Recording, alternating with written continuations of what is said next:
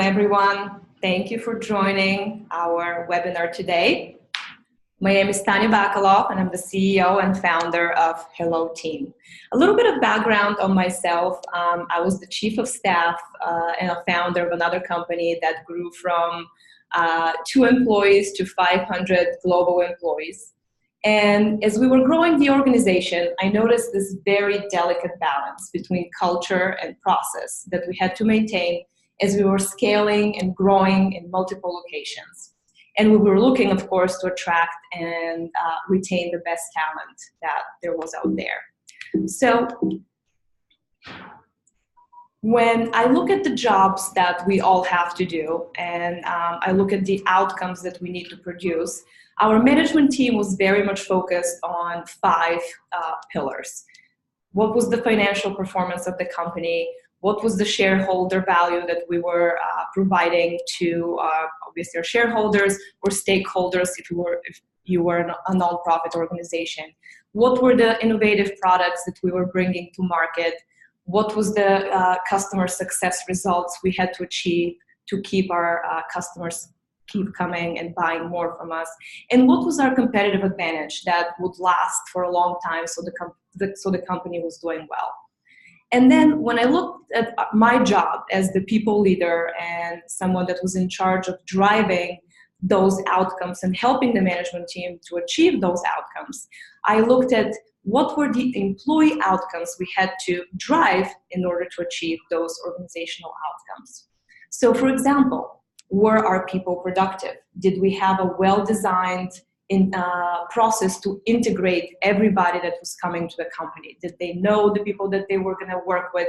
Did they know the projects and the products that they will be working on once they joined the company? Goals alignment, knowing the mission and the values of the company, transparency of the way that we were achieving and driving to those goals were very, very important as we were scaling into the future. Job satisfaction, having frequent feedback on employee morale so we can find little things that were problems and try to correct them became very, very important. Performance. We all know that employees perform better when they receive timely and specific feedback from their managers, when they can recognize achievement, evaluate progress, skills, identity, and identify any gaps in their skills or job performance that we can fix right away. And engagement, how are we keeping our employees committed and motivated when it came to driving those goals and performance, and having an open access and communicating to them frequently about what was expected of them was very important. So if we look at, again, what an engaged culture tends to bring to our organizations, we can see that we can achieve greater productivity, higher customer success, satisfaction levels, people showing up to work with more motivation, and of course that leads to less employee turnover, more unsolicited employment applications, so a lot of referrals coming back to us, and of course that drives the outcome of a shareholder value to everybody involved. So as I was trying to affect all of these different outcomes, and all of us as HR managers or people leaders, we know that's a big, big job. And how do we affect that slowly throughout the organization? So if we look at Maslow's hierarchy of people's needs, we can take that and think about it from the HR perspective. We see that survival and safety is what we provide to people as far as payroll and benefits is concerned. But then when we start looking towards the top of the pyramid, we see that people are looking for recognition, a way for them to receive feedback, for them to have career opportunities along the way. So it's very much important that we slowly climb that pyramid and try to affect every level of it as best as we can as people leaders.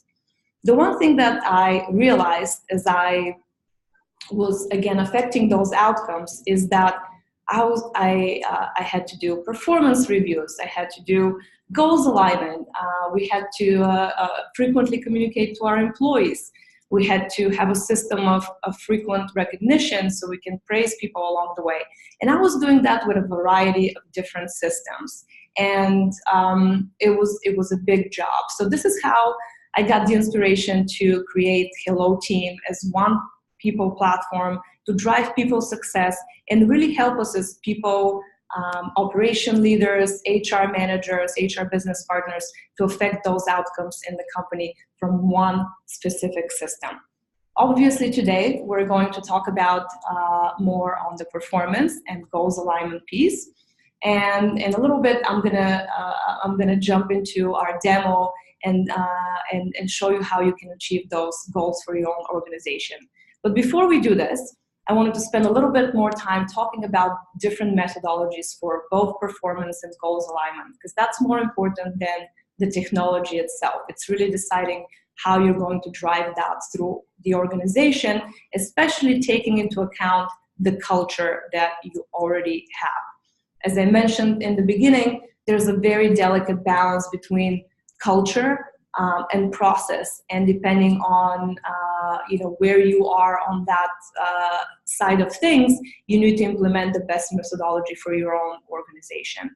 So we've seen performance and goals done in a variety of ways. So for performance, for example, a lot of people just do bonuses or performance based on achieved objectives. And other people do performance based on skills, knowledge, different types of abilities or aptitude, or company values. So a company may be interested whether the person is good at communication or teamwork or collaboration or innovation, any of the company or core values that they care about. Or in a lot of cases, what we see is that people use a combination of both. Maybe it's 80% based on achieve objectives and 20% on the rest of those soft values or competencies that the employee may have. In either of those cases, communication is key because you don't want any surprises. So even as people are joining the organization, you'd like to have a conversation in the beginning of what those objectives will be and how somebody may take part of the performance of the company, for example. And then you have to decide on what types of feedback you would like to implement in your own company. Is it just informal, where managers are having one-on-one communications, but they're in more of a feedback as we go along? Are they one-on-ones where they're sitting down once a month and that they're having meetings or skip level meetings, etc.? Are they doing a formal evaluation, which a type of a formal evaluation would be a 360 performance review as well, where we're asking people to provide feedback that are our peers, our manager, somebody underneath us, and get 5 or 6 people to give us a really complete review. And would you be included in that review? Would you be doing a self-assessment as well and comparing how you view your performance against how other people are viewing you in the company? So there's a lot of things to think about. And the same is true for goals. You have to look at the culture and the performance that you're trying to achieve together with the managers and the management team of your company. So a lot of people use MBOs or KPIs or a combination of those, and they're typically known as a paid performance type goal. The more modern way is a SMART goal, which stands for specific, measurable, achievable, realistic, or timely goal that at the end of the quarter, people can take a look and say, did you achieve this goal, yes or no? And based on that achievement, this is how your performance is going to be based. Or there's a more modern approach that's become quite popular in the past few years called objectives and key results, OKRs. But the one thing about OKRs is that it's not tied to pay. So it's a way to drive performance for the company and achieve those results without with stretch goals, without really the employees being paid for that if they don't achieve the goal because they're stretching themselves. So this is permeating slowly through some of more of the progressive companies, especially in the technology companies, but a lot of the organizations that we see use some sort of combination of a SMART goal or MBOs or KPIs. Another thing that you have to kind of take into consideration is whether the goals are transparent or non-transparent. Is your company one that likes to publish the company goals to everybody and everybody's driving towards them every quarter or every 6 months? Or is it more of an approach where people or departments know what they're working on, but they're not necessarily sharing that with everybody as well? So that's another facet that you have to keep in mind. And then whether you want to have some public versus private goals, and that may or may not be tied to performance. For example, maybe somebody's sitting for a certification exam, they want to keep that private to themselves, but the manager should be able to evaluate them because they've set aside some time to get ready for that certification exam, or they're taking some other sort of training that's important for the benefit of the person and the company as well. And in both cases, in my mind, incentives should achieve the following. They should make your employees more productive in order to achieve or exceed the corporate goals that the management team has set forward. And they should reward overachievement and hopefully minimize underachievement. But in all cases, there should never be surprises between the employee and the manager or HR of what is to be expected and why are we having the conversations that we are.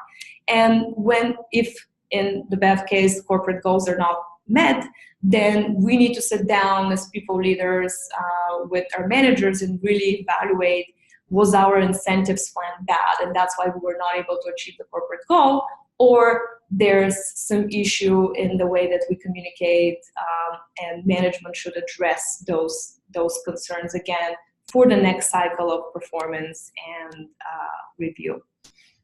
Another couple of points that I want to bring quickly before we jump into a real life demo is that I also am a big proponent on getting feedback on the actual performance review cycle, especially when managers are concerned. As we oftentimes find is that the employee may have not had that one-on-one with management unless HR is driving that process. And maybe they're not asking sometimes the questions if we're just letting them do sort of an informal feedback session and they're not getting that information from the employee. So it's always good to maybe send out a survey to everybody that has participated in a performance review and asking them, how are managers doing in providing coaching and mentoring to you? Are you having your regular one-on-ones the way that we have prescribed? Why do you like working here? Why don't you like working here? Is there something that we should be doing as a company to improve better? And so teaching our managers to ask those questions is a great way to drive those outcomes.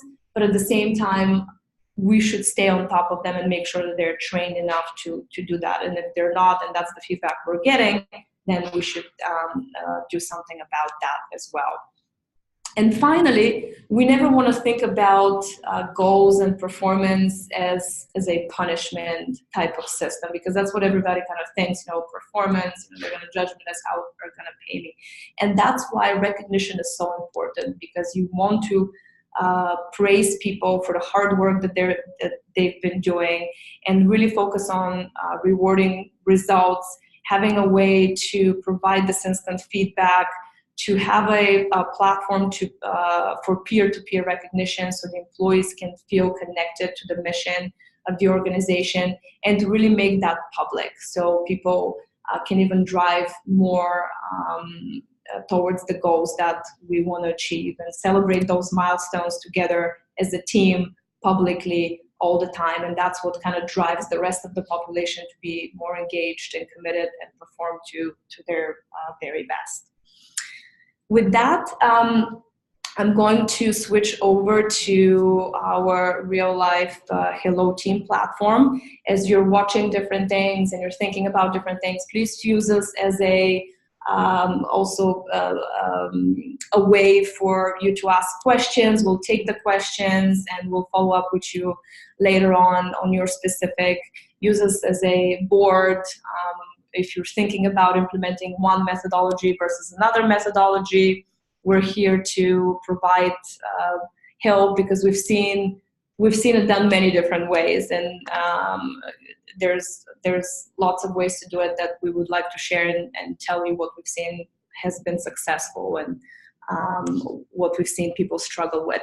But the main case is that we always say things should not be overbearing for the employees and the managers to do, especially when it comes to goals and performance, because everybody has a job to do, and taking a whole day to write performance reviews is a big task. So having a flexible system where you can quickly design ways to qualitatively and quantitatively receive that feedback from your employees and have a way to look at the overall performance of the company, look at who are your top performers, who are your bottom performers, who's kind of in the middle, who can you promote, who do you need to have a conversation, just keeping everything in the same system is what we try to do here at HelloTeam.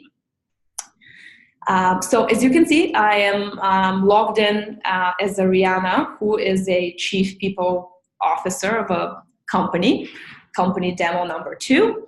And I am on my dashboard as Ariana. So for example, if I have to do a performance review for somebody and that's been sent out to me, I will see my reminders on my social intranet over here. So I can come in this case, I have to complete a review for Beth.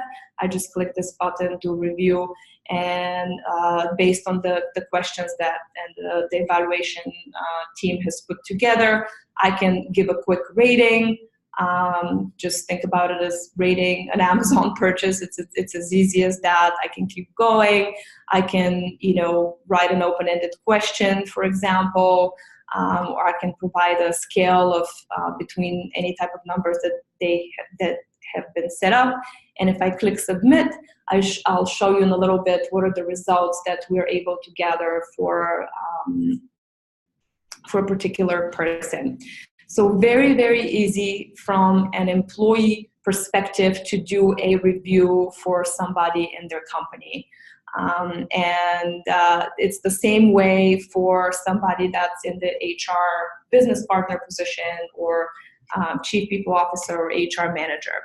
So if you, and in this case again, I'm Ariana, I would like to set a performance evaluation for the quarter or for the year of 2018, I will come to this screen and I will create a form which I can copy, I can preview, I can do a variety of different things. So let's say I take a look at one that we've set up, which is the 2018 performance review. Again, I see what I just showed you, very easy to take some of these questions, make them your own, edit if I want to edit this template and create a different type of question. I can say, this is a 10 level type of question. I can save it, or I can, make this any of these choices. It's up to you. There's a plethora of variety of choices that you can ask, from multiple choice to open-ended to the star rating scale to any of those, and make them mandatory, not mandatory. It's a totally flexible system that you can just preload your templates, and it takes literally 2 or 3 minutes to set up something like this template that could be sent to your employees for evaluation. Other cool things that you can do, let's say that you want to create a variety of different templates, one for the development team, one for the sales team, one for the finance team, because you want to ask different type of questions. You can actually send them to the manager. So let's say Ariana, I'm going to send this to Aaron because he's a manager of the operations team. And Aaron can edit the type of questions that I'm suggesting for their team, or he can add different questions because he feels that will better represent what his team needs to be evaluated on. So rather than if you're a person that's managing 50 people or 5,000 people or 50,000 people, in some cases, you can spread that work to those managers and still control the process for everybody. And so if I like my template, I like my questions, what we're going to be asking our employees, I can set a review period. So I can make my reviews one time, let's say just for this quarter, or I can make them recurring. And I can say, okay, I would like every quarter or every 6 months or every month in some cases, we've seen that as well. I would like to send this exact same template. And that saves so much work because you don't have to be recreating anything. From that point, the system will calculate exactly when they're sending this review, and it will automatically set. And you can say, I want this, people to have 1 month to answer this, or you can say that, here's the 2 weeks. This is the time that they have to submit their evaluations. You can write a little text, save it, and that's that. And then all you have to do is click the send button in that performance, and it will go out and collect the information. And just like I showed you, people will go to their dashboards, they'll receive an email, and they will be able to take that or fulfill that in a matter of minutes, even from their phones or tablets or wherever they are internationally or flying. They have no excuse not to do a performance review anymore. So what happens, the next question is obviously what happens when everybody submits their performance reviews. For each cycle, for example, this one is the annual cycle. I can see, this is the Q4 cycle. I can see everybody that has been evaluated, and I can click on, let's say, Ryan in this case. And he was evaluated by 6 people because we wanted to do a 360 review in this particular case. And I can see what is the average for each of these questions. It's already calculated for me. I don't have to do the work and get 6 people's responses for this one person and calculate, is it a 4, is it a 5, is it a 3, what is it? I can see it for 1 question, I can see it for 10 questions. I can look at the open-ended answers if that's what we have asked.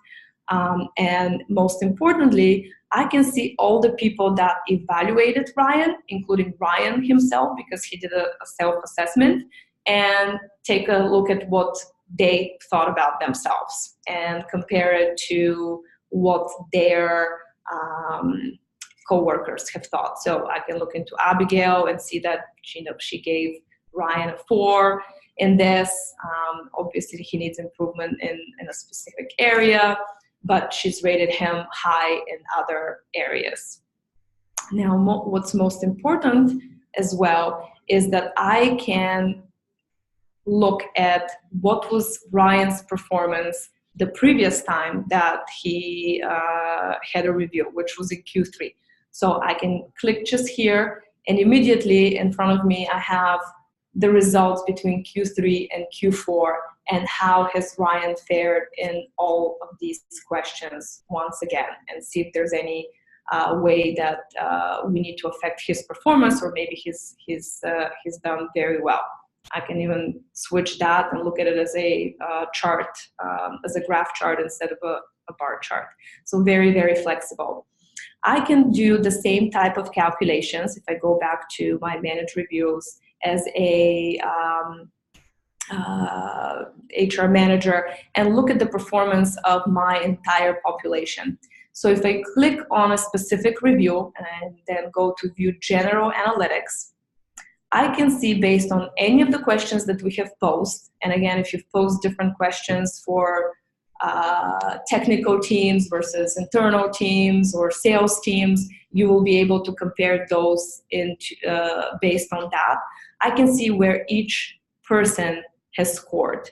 So I know I can spot right away any performers that are lagging, right? So if everybody else is at a 4.5, I can see if somebody has gotten a 3. Okay, 3, let me click, find out more information about this person. I can look at all of the open-ended responses again over here and do the same thing. I can export this information as an Excel and even do more calculations based on the performance of my company that I want to share with my management team and really provide value there.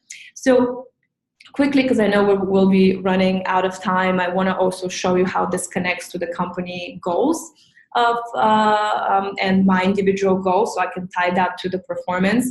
I can come in here and look at the company goals because I can add a company goal because I am the administrator, but the employees would just be able to see what does the company want me to achieve? What are the 3 or 5 goals that everybody's striving forward? Okay, achieve our financial commitments of revenue, book, expense. Here's the things that we need to do. As a person, if I'm in my own profile, I can, create a goal, basically, let's say implement high 5 engagement strategy, and I can align it to the one of the goals, which is to hire and retain the best talent that we can. I can set up a due date. I can share if it's public or private, give a little description, save, close, and it's going to be listed and my goals to do for the period that I've picked, aligned to the company goal. From that point on, if I'm a manager of the company and I'd like to see how my employees are doing with their goals, we've done our goal cycle. We also want to, we have their performance statistics as well. I can come to my team view and I will have a list of all of my direct reports. In this case, I have Beth and Sharon, and we have Sam who is reporting to Sharon. So I can come to Beth's profile. I can look at the goals that she had to do. So hers was hire 3 new people, work with me to create a standard set of metrics for growth and retention. I can see if she's completed or not completed these goals. I can put in my one-on-one conversations that I've had on each of one of those goals. And last but not least, I can take a look at the performance that she's had over this quarter and see that, where she has fared and the assessment that other people have provided her. So imagine if you have a new manager that's starting in and they don't know anybody in the company, and all of a sudden you're handing them this information about every single person on their team that they just met. They'll be able to get up to speed in a matter of minutes, literally, and not months, knowing who this person is, how long they've been with the company, what were the projects that they have been working on, how were they doing in the past quarters, the last few times that we've had a performance evaluation, and just really having that on-demand connection with the people that they can have really, really impactful conversations.